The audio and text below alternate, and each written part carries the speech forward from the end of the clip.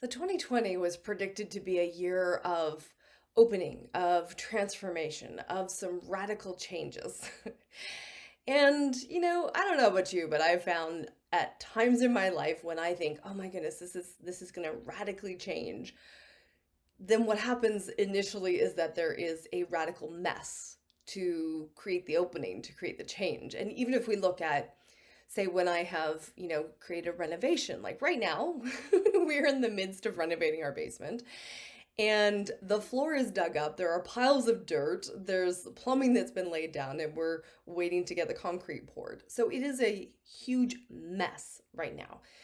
And oftentimes, in order to create something new, we need to create a mess. We need to stir things up, pull everything off of the shelves. If you want to clean all the cupboards, you have to pull everything out of those cupboards in order to clean it, and it makes a bit of a mess until it gets cleaned up. And I think that for me, and I always wanted to, come back to like where I'm seeing things because we each have our own way of seeing it.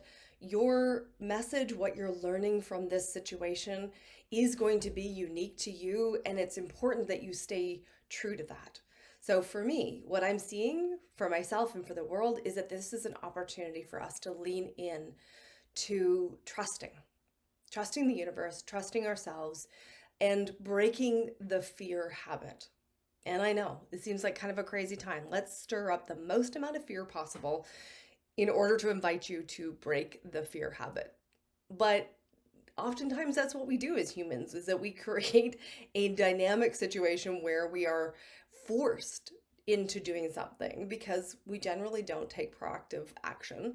So we're forced into making some changes. And this is what the call is that I see. One of the calls. I mean, there's many things that are coming about and it's going to vary person to person. So your different, you may have a slightly different experience on what this virus situation, the pandemic is creating in your life. What is the opening? What is the possibility? What is it calling you to do or be or become? And that's the thing. It's like, what if? What if you are called to put into action all of the tools that you have ever learned about staying out of fear, about disconnecting from everybody else's emotions, about being able to unplug from the world when you need to unplug, turn off the social media when you know you need to turn off the social media? What if those are the messages? And are you listening?